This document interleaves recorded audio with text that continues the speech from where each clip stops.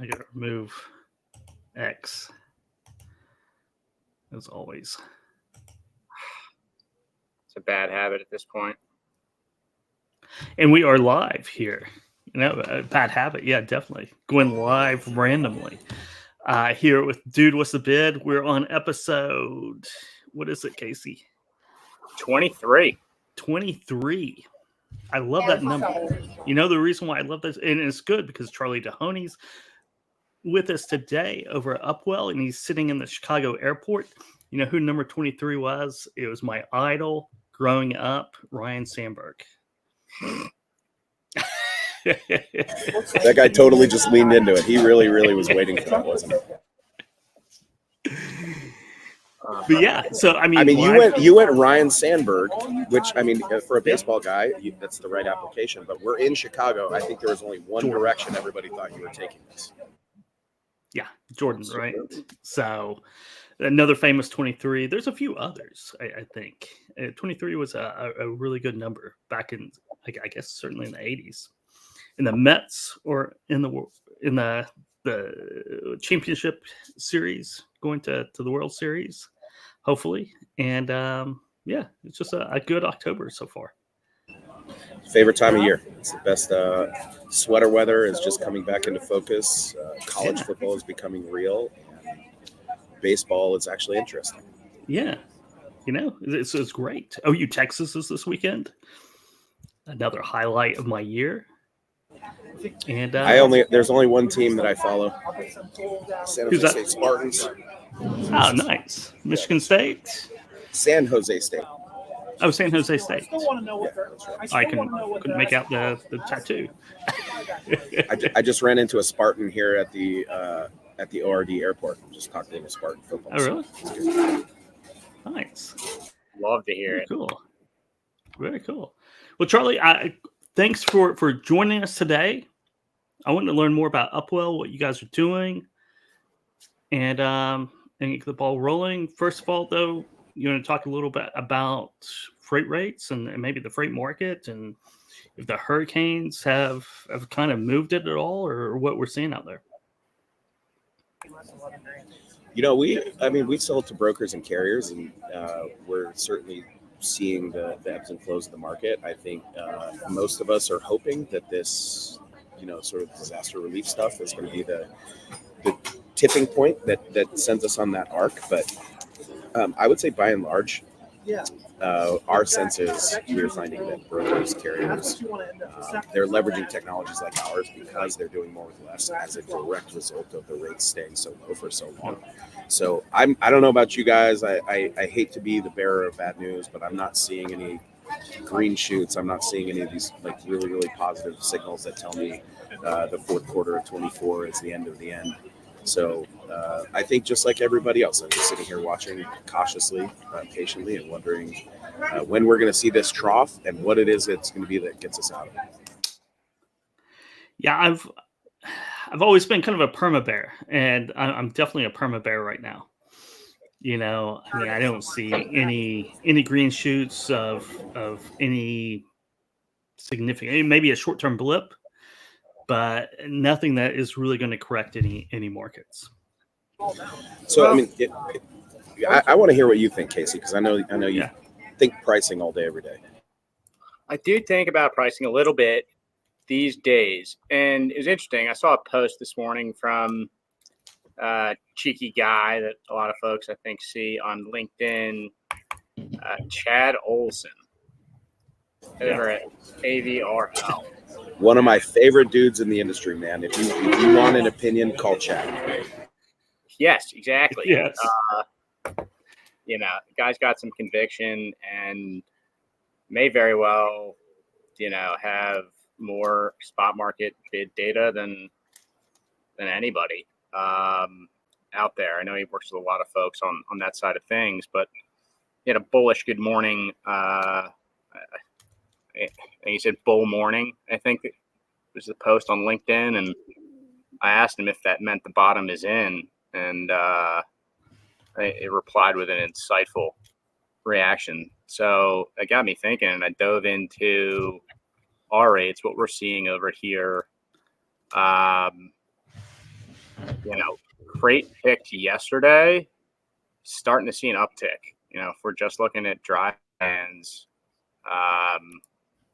see if I can share my screen here, but before, I guess even after Helen hit, right? I'm looking at stuff from just about a week ago. Dry van rates were like $1.94. See an uptick to $2.27 on Monday, and stuff picked yesterday at $2.47 on a rate per mile basis. So I don't know. That's what we'd expect to see, right? The hurricane, like two storms right in a row. We're going to have to see the market's going to have to jump as a reaction. But I was in Chicago this week, and I was with a lot of asset-based carriers, and they were seeing that there's not the water going into this disaster relief this time. There's not the critical materials. Like, there's just not the amount of relief that we've seen, which is odd. And I don't think we want to get too political on this particular podcast right now, but why is that? Why aren't we seeing these loads? Because there's a lot of freight that people want to get out of there. I was talking to a lot of carriers that they moved their equipment out. A lot of stuff they want to get out. But I was with a big broker yesterday that was picking up 50 loads in the panhandle of Florida. And so plenty of stuff getting out, but he had nothing going back in. And so I don't know if you guys are hearing that, but it was a really interesting week. Last week I was at CSCMP in Nashville during the port strike. This week being out here in Chicago for the Descartes User Summit with all these brokers right during this hurricane relief effort. And it's just a fascinating time to be querying these people, because what we've always seen in the past with this disaster relief is everybody's grabbing the bottled water, everybody's getting all the equipment, the generators, all that stuff. We're not seeing that stuff go down there. No. You're not really hearing anything about FEMA loads and any action with that. It's just kind of like business as usual. Everybody gets up. It's sunny today in Florida, and you don't hear too much about the Carolinas and what's happened there, which I think is, it's got to be a very disastrous in some parts of there. But you don't really hear like specific stories and specific images coming out of there as much as you think you would.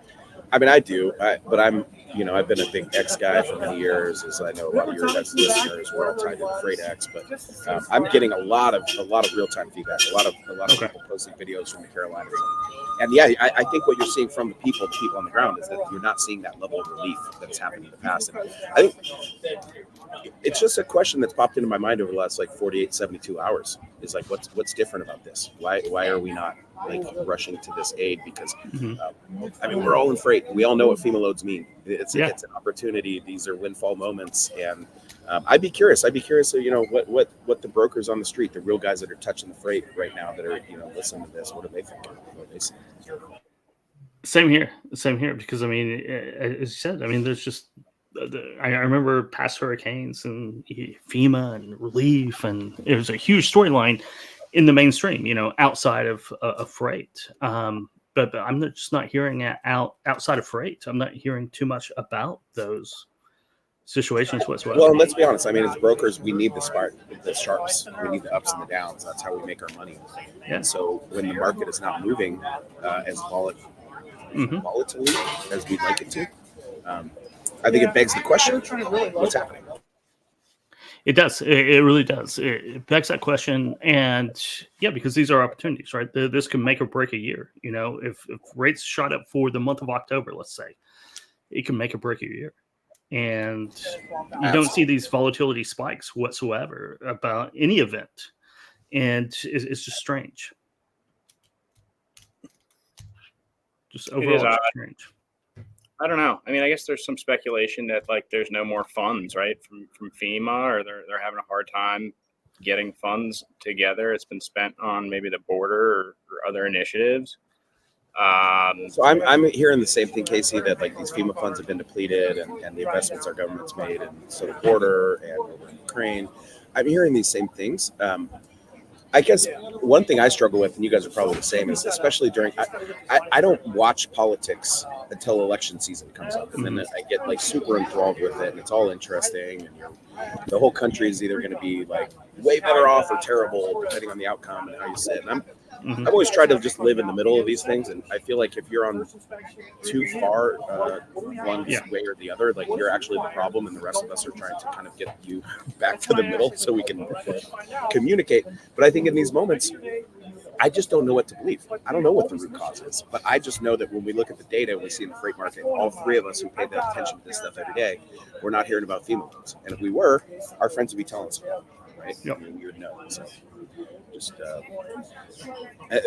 I will look forward to late November when we all just go back to work and moving freight and stop and talking about, well, what's going on in Washington. For real. I agree with that, because money's, you can make money no matter what, right? It's all up to you. You control your own destiny. It doesn't matter who's in the White House. It doesn't, a lot of these things really don't matter. You just have to navigate those waters. And if you own a business, then you really have to navigate those waters, because those are things you don't control. You only control what you're doing every single day. So, well, I think we all feel as brokers. I mean, the reason why we're all reaching and looking for this predictability is we just want to know what market are we in, where are we going to be, because we all know how to adjust and make money in those different circumstances. There's a different strategy and approach for each of these market types, and I think we're all just waiting for when are we going to see the good days come back around. But I will tell you, when I started my first brokerage company, when I left World Express in like the 2007, 2008 range, I remember my customers telling me all the time, like, man, you're doing so great, Charlie. When the market turns around, you're really going to be taken off. And I think to myself, like, shit, I don't know if the market's up or down, because I'm just a little freight broker that's out moving freight every day. And I knew I just need to get my 10, 20, 50 loads a day, and like my organization is going to be okay.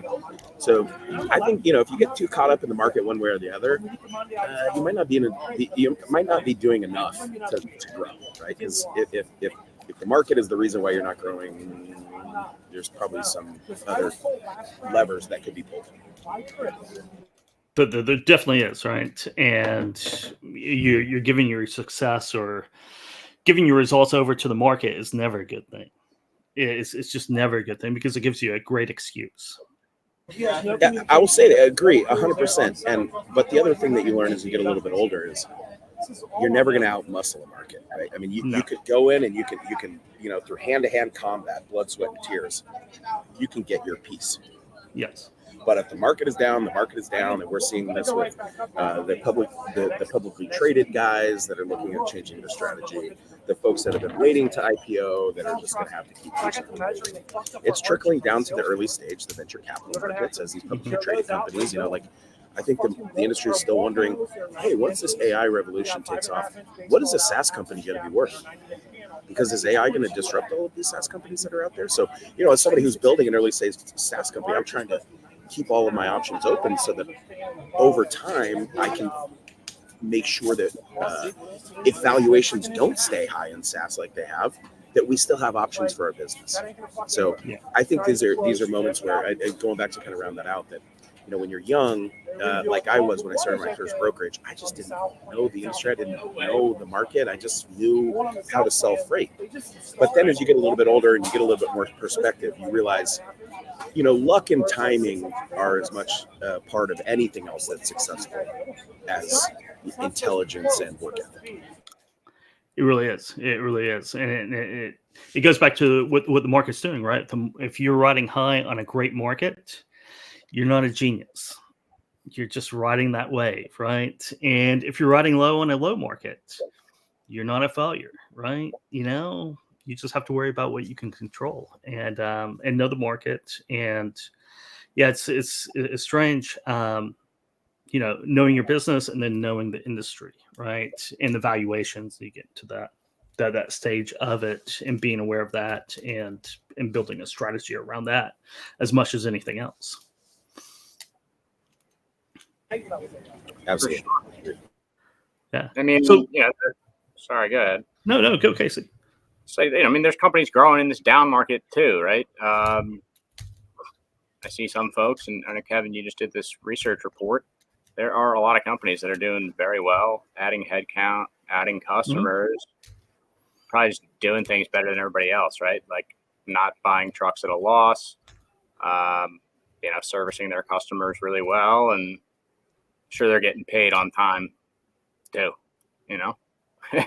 And there's no better way, no better timing. We're talking about timing, right? There's no better timing to start a business than in a down market. When I left Worldwide Express and I decided to start my company, and people are telling me, hey, this is a terrible industry or terrible market. But I thought to myself, like, if I could build a business in this down economy, when things turn around, that's when some sucker is going to come along and he wants to cash out his 401k and he's going to like buy a job for himself. And if I have one ready for him, like, it'll be a profitable business and he can have it.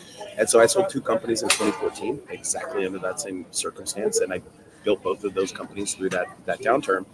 And I would say, as I start to think about segueing into like what we're doing here at Upwell, the biggest motivator, there was actually a couple of real catalysts here around why I decided to start Upwell.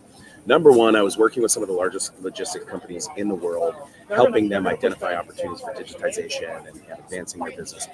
And there was a lot of folks that were looking for order to cash applications, which is the software category that I'm in, and we couldn't find anything. So there are some horizontal players out there like HighRadius and BillTrust and VersaPay that provide order to cash solutions for every industry. But as we all know, the details are the devil in logistics, and the same dependencies on documents and shipper references, all of the basic fundamentals that we've learned as brokers have to be executed on the back end on the billing side, and off-the-shelf applications don't work because they don't recognize freight documents. They don't know the difference between these things. So as I started thinking about building the company, I knew that the space was opening up. I knew that CFOs were looking for order to cash tools, and there wasn't something that was built purposely for the industry. So that was extremely exciting to me. And the second category, or the second part of the second catalyst, the second big trigger was, as inflation continued to increase, the cost of capital got wild. And brokers who are in very low margin businesses in a very high velocity environment have a hard time procuring capital. So I knew if we could provide a mechanism for them to clean up their finances, and we could then share that data with lending partners, there was an opportunity to put money to work in transportation in a way that was very integrated through technology and was meeting these people in the workflows that they're doing. So the inflationary environment was 100% the reason why I wanted to help people catch their own money, because in a recession, the cheapest capital is yours. And it's right now probably sitting in your carrier's accounts or your customer's accounts because you're paying early or you're collecting late. And that float right there creates a lot of leverage and a lot of confidence. And if you can get that working capital to spread out to a million different places sitting in your bank account, you can say yes to the next hire. You can think about upgrading your office. You can think about acquiring that next piece of technology or taking advantage of whatever opportunity. But then the third big trigger that really stood out and just made this an absolute no-brainer is with the advancement of the large language models and AI. I just knew that we could bring our product to the market much faster than we would have been able to 3, 4, 5 years ago. And if we're all being honest, guys, nobody in our business gives a shit about the technology. We all care about, did I book more loads as a result today? Did I get off on time? And if I didn't make more money and I had to stay late, you're trash. You're dead. It's vaporware. I don't need it. So we have the opportunity right now to bring technology solutions to the market in a much faster way because of these large language models, because of AI that's enabling us to automate processes that are human laden today and put more money in the bank account and help these companies build that confidence that comes with that position. So when you start to line up those type of value propositions, as guys like us that have spent our entire lives in the broker space and around this, you start to think, well, that's kind of a no-brainer for everybody. It's worth taking a shot. It definitely is. It definitely is. And I think you explained most of it, but specifically when you say order to cash, what does that kind of cover? What's the pitch on that? So think about, as a freight broker, how much work and energy goes into the load to get paid after the freight's been delivered. So it starts with receiving those documents from the carrier. You've got to get the carrier invoice, the lading organized. There's have to get into the TMS. You have to stand up the payable to pay the carrier. You have to build the invoice to invoice the shipper. And every shipper has 2 to 5 things that you have to do on their bill to match and get you paid. So What we do at Upwell is we actually capture all of those shipper rules, and we're building the biggest catalog of invoicing requirements that the industry's ever had. So if you're working with the major retailers, we're already invoicing them. We know how to format the invoice, where to send the invoice, and what identifiers to pass along to make sure you get paid on time. Because the number one reason why invoices don't get paid on time is not because the shippers don't want to pay you. They want the truck to show up. Our best customers want us to thrive. But if you don't invoice them correctly, that payment's going to sit up in some cloud portal. And when I first started, you email an invoice and you get the benefit of the doubt, right? Kathy or Peggy would pick up the phone and give you a call and say, hey, Charlie, when you work with us, you've got to hit this reference number. You've got to have this. But now you're sending invoices up into a cloud, and they're just sitting out there going, not aging, not getting paid. And you have to have a human on your team to go out and retrieve that status and figure out what's going on with that payment. So what we do is we are the single source of truth for these revenue teams. So after that freight is delivered, all the documents come into Upwell. Upwell's AI is going to start to recognize which documents those are, put them in the right place in the TMS.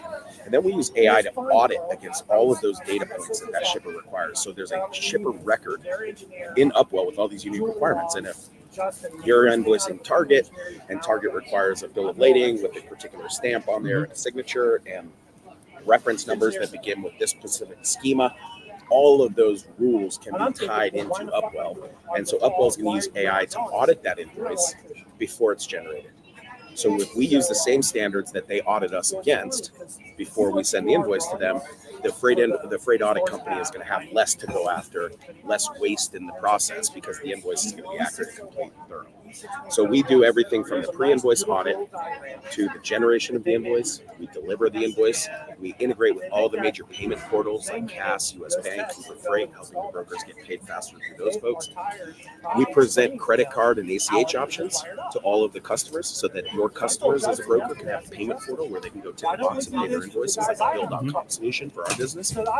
And then we also do all the past due reminders. Those annoying knock on the door email, your invoice is past due. We have like a MailChimp or a constant contact functionality built out where you can make an aggressive workflow or an aggressive campaign for your long tail customers that just slow pay and they're an SMB customer. And if they come back, great. If not, just get your money and move. But then you can have a no-touch campaign for Walmart and IBM where you're not going to email them. But most of your mid-market customers who you'd like to be very respectful to and just kind of gently remind them that they missed an invoice, we automate those past due reminders. We automate the weekly statements sending out. So as a general rule, I always felt like my best customers who wanted to pay me would always pay me on time if they knew that they had the bill. But by not sending those statements, which is a manual process in a lot of TMS workflows today, by not sending those statements, that one missed invoice can then get buried by all the other subsequent invoices, and going and chasing that one invoice down long after the freight's been delivered and nobody's remembering the load anymore. Those are the types of things that really eat away at you as a broker, and it really becomes death by a thousand cuts. So when I really started wanting to build this application, I was calling all these big CFOs of these big transportation companies and saying, hey, like, what is the one or two things that I can build for you that'll get you excited? And what I realized is to build one of them, you have to build all of them. So we set out to build a very large AI-enabled accounting and a box platform for brokers, and it's starting to go very well. Yeah, so when you talk about like this master is kind of like a master database of shippers. So if I bring on a new customer or I haven't dealt with somebody in a while, I don't have to go in and refigure out that specific shipper's rules and requirements. You already have it loaded in there, so you're crossing your T's and dotting your I's without having to do that. And I guess another big selling point on that is if you have any turnover in your accounting department, they don't have to relearn that kind of tribal knowledge in a way, right? So as a broker, Kevin, there was this very common chain of events that would happen. My wife, who was my business partner and was always looking at the back of the house, would come to me and say, Charlie, we're running low on money and we have payroll on Thursday. We need to get some cash. And I would say, oh, that can't be. No way. and I would go to my accounting person. I would say, can you please run me an accounts receivable report? And she'd say, yeah, give me about 6 hours. I've got to post all the cash from today, and I've got to clean everything up. And there was no way to just touch a button and get a receivable report. Mm-hmm. So then, after the receivable report, I didn't get it, and I go try to find this woman, and she's out on a smoke break, and then she comes back. And next thing you know, it's like at the end of the day, I get my receivable report, and I look at it the next day. I'm like, holy shit, why does this guy owe me 15 grand? This guy owes me 10 grand. So then next thing you know, I'm on the phone with all my customers, and I'm saying, hey, you missed a few invoices. And they're, what invoice? I don't have those. I'm like, well, hey, did we send out statements in the last couple of weeks? I don't know. No. So it's long, it's hard, it's a manual. Okay, so you need all these 10 invoices. And it wasn't because it wasn't because we didn't know how to invoice. It was because the invoicing person that knew their rules, that knew how to invoice that one customer, was out. And then you got the other person that comes in, and they send the invoice to the wrong person because it's all tribal knowledge. And what I hated was my TMS and my accounting software didn't talk to each other, and there was no place for these rules to live. So we had to build that part of it first at Upwell. And so what we're able to do is, as we aggregate, we bring on more brokers and carriers, we're now getting help from the crowd. So when somebody comes on board and they're invoicing Home Depot, and we've just passed along $17 million worth of Home Depot invoices in the last 90 days, you can rest assured that when they integrate with Upwell, they're just going to associate that Home Depot a receivable record to their Home Depot customer in our database, and they're going to be able to execute that invoicing workflow. But we do a lot more than just get the invoice out to where it needs to go, because a certain percentage of these invoices, usually we see like somewhere between 20-25%, require some work after the invoice comes out of the TMS.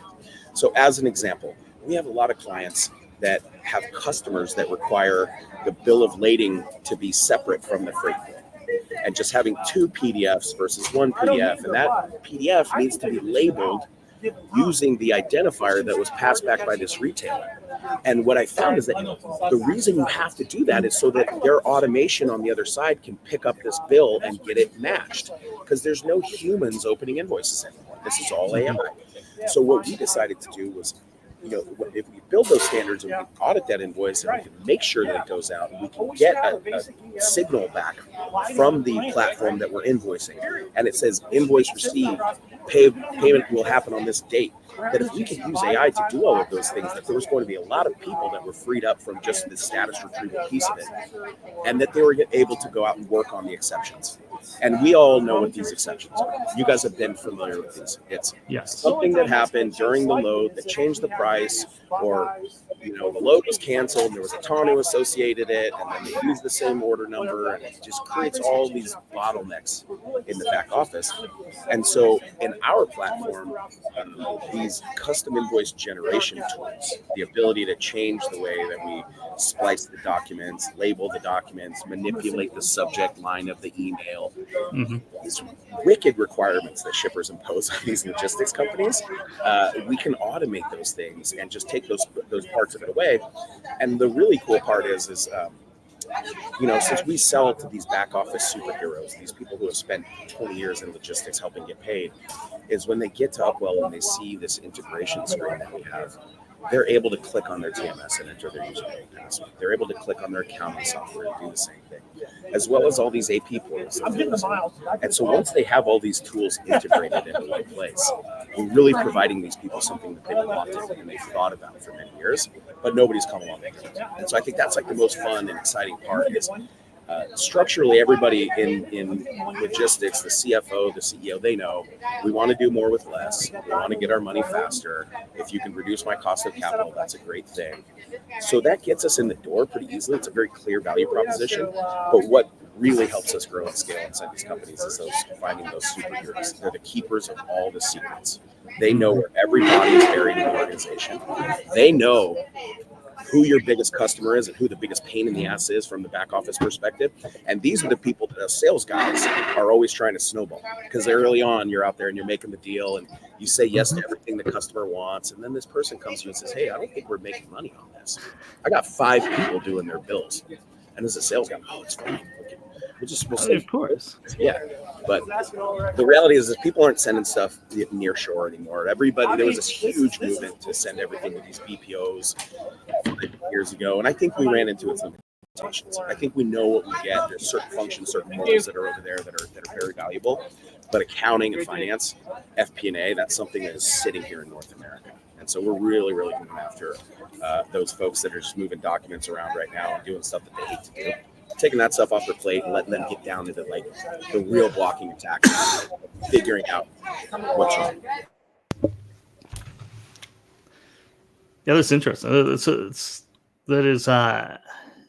Yeah, I mean, that's a really good use case for AI. I know everyone's been trying to find use case for it, to be able to talk about it concretely, because you have, it's a buzzword again.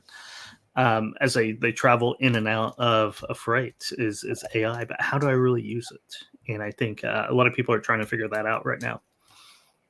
I think what I hear all the time, and so I was at the Trimble user conference just a few weeks ago, and I sat on a panel with Chad and Anthony from Parade, and a number of like really, really interesting folks.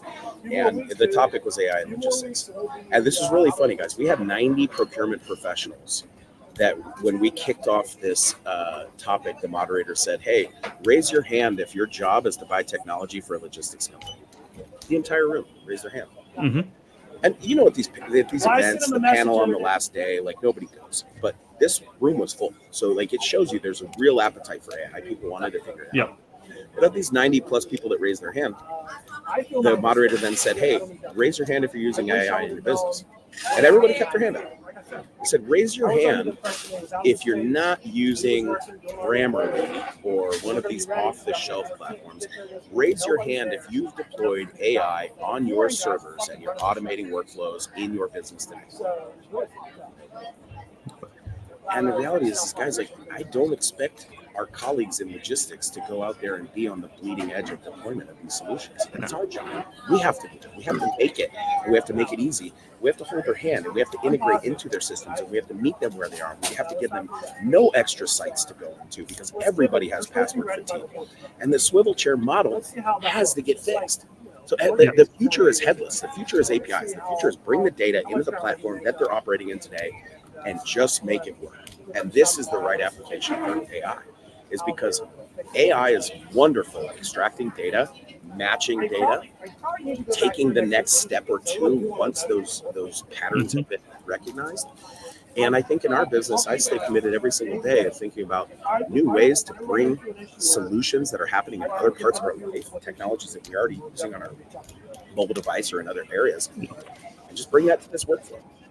Make people's life easy. It does. I mean, there's this, you talked about the swivel seat. As a broker, we always talked about the one screen solution, right?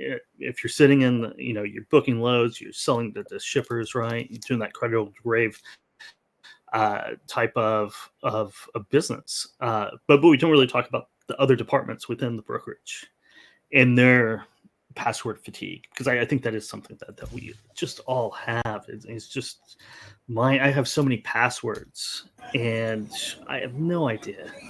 I think one thing that helps frame like what I do is if you think about everything, all that work that you do after the freight is delivered, no broker ever signed up to do that work. No. Why did you start a freight brokerage? Why do you love freight? Because you love the thrill of the hunt. You love finding the deals. You love chasing the freight. Mm-hmm. Nobody wants to count the money. Nobody wants to make the invoice.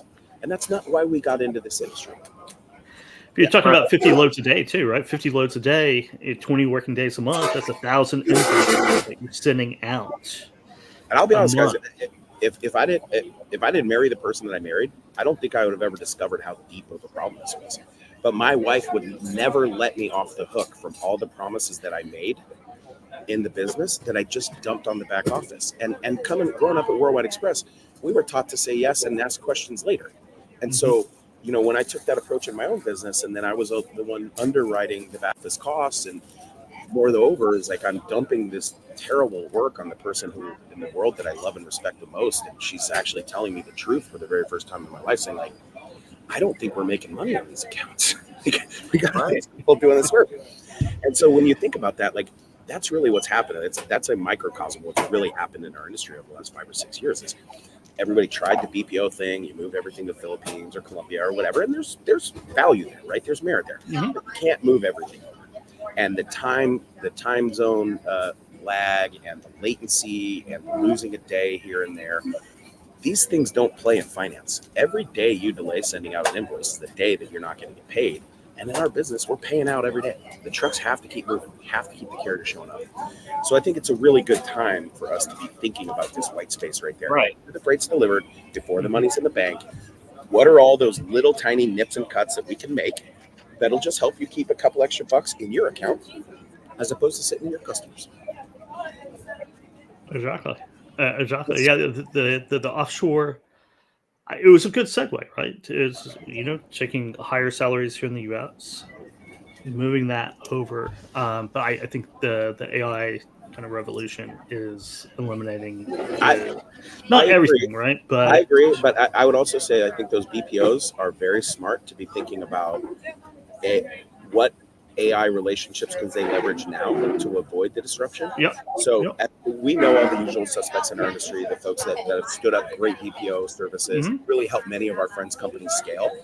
And we're in late stage talks with most of these folks right now about figuring out how do we leverage our technology to make your team in the near shore way more effective, superpower those efforts, but bring that visibility and that top level data, surface that back up to the folks at the mothership, and make sure that everybody's singing from the same sheet of music when it comes to revenue.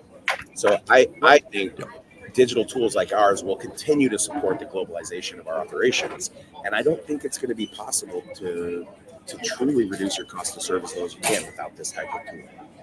Right, exactly. Like you've got to find a way, this instance is a great example of it, to give that back office hero, give your wife the opportunity to handle the shit that gives her some self-worth in her job, right? She wants to go solve problems probably on those exceptions much more, right, than she wants to do the mundane shenanigans that a lot of these folks have to deal with because they've got the wrong naming convention on the PDF or whatever it may be. It's I think there is a world, certainly is a world in this space where you can use the AI to make those people's lives a lot happier, make them a lot more productive, a lot more likely probably to continue to be happy and work for your business and help you scale. So yeah, I think this is certainly an instance where it's applicable, and it's cool that you guys are thinking about it that way, right? It's I think you just got to make people's lives easier, make them happier. It's AI is not necessarily taking jobs away from folks. It's just surfacing those, moments of those tasks in their workday that are really the best use of their time. I like to think about it, in logistics, there's these common issues that come up and they create these repeatable challenges in your relationship with your customers. And I think the hallmark of a great logistics pro is somebody who really gets deep on that problem and they go upstream and they solve the root cause. But I think in finance, oftentimes this invoice not getting paid because the reference was wrong or there's no bill of lading attached or we said we never got the invoice. I think those things are really just annoyances. And I think, to your point, Casey, I think about my wife, I think about these women who are working in my customers and my clients that they want to do right. They want shit to work. And if there's a problem that happens twice, they're smart enough to remember it and they're embarrassed by it. And I think too many people in logistics you're just drinking from the fire hose. You see the same problem twice. There's no pattern recognition because you're just down in the weeds all the time. And so what I really like to think about, Casey, and I think one thing that just unlocked for me as I was thinking about is I like to think about giving people time back to go upstream and solve the problem. Because you're right. My wife is dangerous in front of the customer. And if there's a repeatable, sustainable problem that's happening, her time is much better suited, getting on the plane and going to get in front of that customer and say, hey, let's work together upstream. Let's figure this out, right? But if you're constantly just adjusting reference numbers, you're constantly manipulating PDF files, you're not doing that work. So I think that's where AI is going to be really interesting, just like the Industrial Revolution, right? We got automation in place, and it's not like people didn't have jobs. They just started thinking more, started doing more, and I think AI is going to be a big unlock for us in that. I'd also say that, Like I've used similar tools in other businesses before, and there's a real value to your business if you can repurpose a budget dollar from an administrative non-revenue producing role, and you go put that dollar into a sales guy. That changes things, It does. Dramatically changes things. It really does. What other applications are you seeing in logistics for AI? Things that are tangible today? Yeah, I think there's a lot of good stuff going on. Like really exciting for tomorrow too. Yeah. I think I think load building is one that has been really interesting over the years. I think I was trying to solve that back at Manning's by using RPA bots and things like this. But now enter Vuma, enter DrumKit. Like there's companies that are out there living in the inbox and taking data and building really, really cool applications. I think voice is going to take over, guys. I think there's a lot of opportunities in voice. I sit on the board of Basic Block where we're using AI robo dialers to call in verified load details for a factoring company to be able to recognize, the liability risks. So I think that's really, really impressive. And then of course, like our friends at Highway and what they're doing on the AI side on just the carrier fraud and the risk. I mean, there was so much stuff happening in carrier fraud and risk. And then when Highway came out, they just have taken such a much more, I guess in my outside looking in view, they've taken just a much more aggressive path. And so they're a company that I admire a lot. And Jordan's somebody who I look up to and think like, we need to be on the same trajectory as those guys and working to scale as fast as them. And I think the other group that's really, really interesting right now is the guys at ISO that are doing the carrier scorecarding. And I think these are all the applications where AI just makes so much sense because with the vast amount of raw data that we have to ingest to be able to make sense of these things, it's the perfect use case for large language models. It's a perfect application for being able to throw in a bunch of data. And these LLMs are getting so intuitive and so smart that you're getting really insightful feedback and commentary on these things. So we're using LLMs in almost every single facet of our business because when I first started deciding that I wanted to build this company, I thought I don't want to do documents. I want to stay out of that. The OCR and all that stuff is terrible. But with the advancement of the LLMs, we were able to build the documents and put it to work and make them, within a year and a half. And it's a really, really impressive solution. So I think that logistics and healthcare are probably the two spaces where large language models and AI are going to come in and make the most material difference in our lives in terms of things that we can see and touch and feel. It's happening in legal right now, but I think it's just making us worse. But I think what we're going to see is the quality of our healthcare, the access to quality foods, a lot of the things that we need to do. Okay, thank you. I'll have another. But I think we're really starting to see some traction in these areas, and it's such a great time to build, guys. There's never been a time like this. Yeah, I've been using AI a little bit more in loading up a spreadsheet and saying, well, tell me some interesting things. I want to do this, and instead of having to go in and do all the formulas and do that just on a small scale data, and it's working out pretty well. I completely agree. This tsunami of data that is out there right now in logistics, if you're talking about telematics, all the loads, all the rates, everything is just too much. And it goes with healthcare too, right? It's just too much data for people to do. But you roll out AI into that and you start seeing trends that no one's seen before. And then you can start solving these huge problems that we've all talked about for years. Yeah, so I get really excited about those things because the first step in our business, we had to create this integration layer where we could get in all this data and all these things from these different places. But now we've got, an army of just amazing customers, design partners that are working with us, and they're letting us stand over there and understand this waterfall of work flows that they go through. When this thing doesn't work the way it's supposed to, then we try this method and then we try this. And so this is the really fun part is now we're starting to build these AI enabled workflows where, as an example, one of our first enterprise customers was having a real problem getting documents uploaded into CAS, which is a major payer of invoices.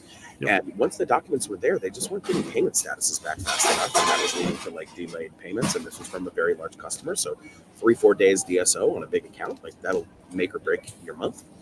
And so as we started working with the team, in our first enterprise customer, they would tell us, hey, sometimes these just get rejected and you just resubmit it the next day and it just gets approved. And so we started to take these steps and we started saying, hey, if this gets rejected, then resubmit it. And then the next flow was change the file name. And like all of these things would change. Oh, Casey, I guess it's 5:00 somewhere. We're too good of friends for you to let me drink by myself, I guess. Exactly. You're an inspirational fellow, Charlie. So nevertheless, like now that we're starting to understand this cascade of events that happen, is we can use AI to build all of these things. And at the end of the day, our customers are really, really tickled with the approach that we're taking, and we're getting great feedback. And the most important part of it is that we're seeing more freight bills, more dollars invoiced, because we're taking this work off their plate. So they want to give us more. Right. Some of the rules are funny, like, just, turn it off, turn it back on, plug it back in, take the cartridge out, and, your 007 N64 game will work. You'll get paid for your invoice. But, I'm sure there are a lot of other instances, right, where, you're actually picking up, more substantial rules or helping folks, find the right naming convention to not land in the abyss of somebody's payment portal that you can land in if you don't have the right, formatting on your document, right? It just makes me so happy that I have friends like you guys that will talk freight billing with me and like get into the weeds of freight payment portals and actually like care about it. And I just think it doesn't get really much better than that. Right. It's like the money does not flow quickly enough in this industry, and it genuinely, it chaps my ass. Probably not as much as it bothers, your wife or a lot of these folks that are sitting in chairs trying to chase bills, or as much as it bothers like some of these brokers that are trying to grow, but getting growing pains because the cash can't flow quickly enough for them. Right. Like that's another theme that I think we talked about earlier on in the show, Kev. It's like, why is it hard for the big guys to get paid? Yep. I don't know, but it is. It is. That's the one thing, right? The three of us could start a brokerage tomorrow, right? And it wouldn't cost us hardly anything to start it, right? A few subscriptions, and we're talking like $2,000 or $3,000 a month for all of us, right? The one impediment to growth is working capital. And a broker is just like a bank. Kyle Wilson tells me that. Broker is just like a bank. And it's all about cash coming in and cash going out. And you go out and Charlie sells, a contract to Home Depot. And all of a sudden you're scrambling. How are we going to get more cash to float? And that's it. I mean, you just described the biggest constraint to our growth in my last brokerage that I turned around. I got a big award from my biggest customer, and I call my investors, telling how excited, how happy I am. Thank you, sir. How happy I am that we are able to, take on this new piece of business. The first thing my investors say is like, "Where are we going to get the working capital?" And like immediately, I'm just like, "Why are you bringing me down? I just want this freight, and can't we just figure this out?" But it's like necessity is the mother of invention, right? And so as we started to go to the market in 2014, 18, looking for some working capital, you got your traditional factoring methodology, which I didn't want to give up control of my receivables. I didn't want somebody else calling my customer. That was a core competency for me. So that was just not going to work.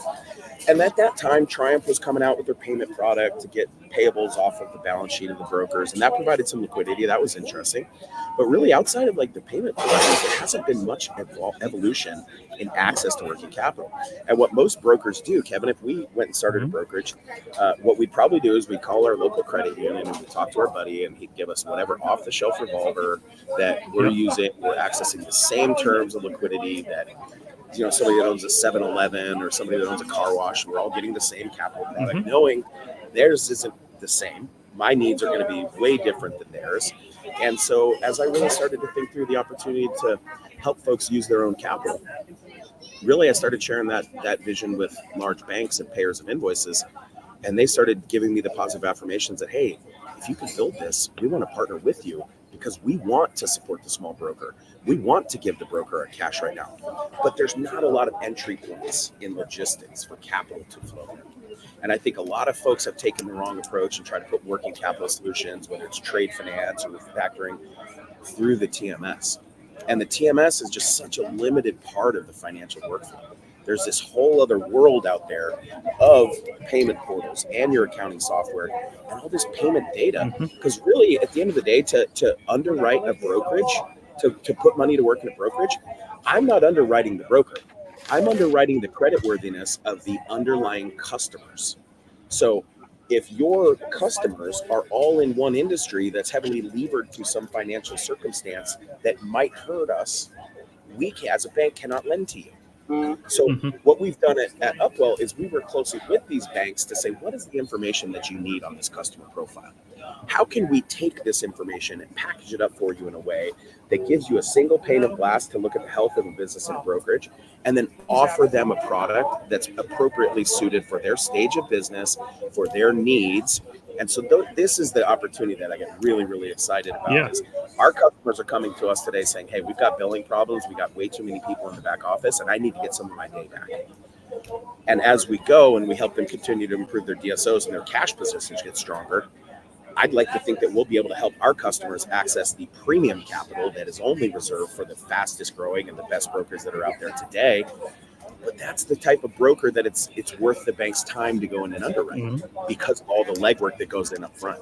Because if they have to go and look through your 1,000 customers to see if they can underwrite you, that's a big pain. And so I think we can help with that connectivity very, very soon. Well, that's perfect. That is, help with the underwriting. And then, you also have the SOP in place in your back office to give the bank a little bit more extra juice to be comfortable. I think the other trend, that we're really riding the wave on right now, besides this inflationary environment where folks are just forced to look at their working capital, is there's a massive, massive transition happening from an aging perspective in our industry. And a lot of these folks in the back office, the payables and receivable folks, they're getting well into their 50s, 60s, 70s. And we're seeing it again and again. A lot of our small broker customers are folks who maybe the son has bought the brokerage from his father in the last 5 years, or there's already been a generational transition that's happened in the organization. And one of my customers who I wish I would have asked him beforehand if I could use his name, because I would love to tell this guy's story, but we got on the phone with him, and I always like to ask my prospects when we get on the phone, hey, what was it about our email that was interesting enough to get you to take the call today? And he told me right off the bat, he's like, look, I spend 80 to 90% of my day right now in finance, and so I have to look at every tool that I can. And so as we started to really unpack this process, it was obvious. This guy in his early mid-30s, he's just getting his life and his career going with his family. He bought the business from his dad, and he's looking at this workflow between Algix and QuickBooks Desktop going, to hell with this. I'm not doing this. Because people at that generation, they're intolerant of time wasting. They're intolerant of manual tasks. And I've been waiting, because now I'm an old guy in the industry, right? But when I was the young guy, I was waiting for my people to get here so we can all change things together.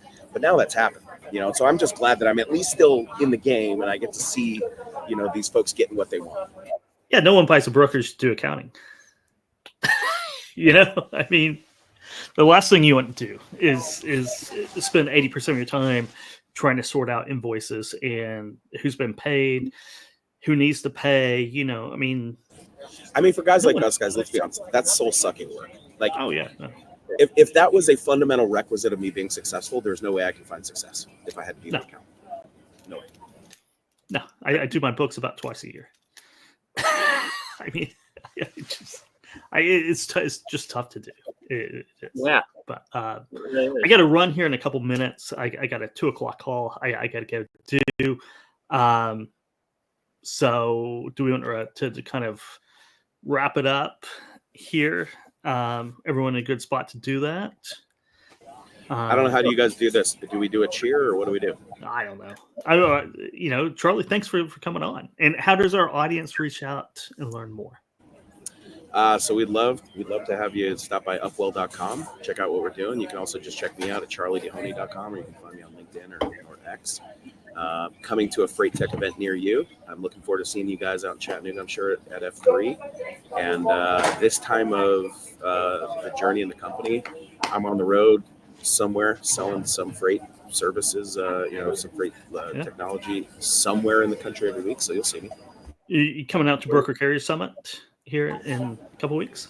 I will be at Broker Carrier Summit in a couple weeks. So we'll see. What about there. there? What do you say? You gonna be in Jacksonville next week for TIA by any chance? I am not. I'm taking 1 week off. I have not been home in about 16 days. So I'm going to be laying low next week, back on the road to California and the Broker Carrier Summit the following week, and then pretty much every week until Thanksgiving. Cool. Charley, always a pleasure. And seeing you in a couple weeks. I'll see you down here in Fort Worth in a couple weeks. So Kevin, thank you for the friendship over the years. As my former boss at Freight Waves, it's really great to stay in touch, and I appreciate all you do. And Casey, happy for you, man. It's good to see you catching your stride over there at Fairlanes, and they got lucky to get you. Thanks, Charley. Yeah, man, it's been a pleasure. Thanks for coming on. Appreciate it. No doubt, man. Tell John I said hi. We'll see you guys. You too. Thanks, Charley.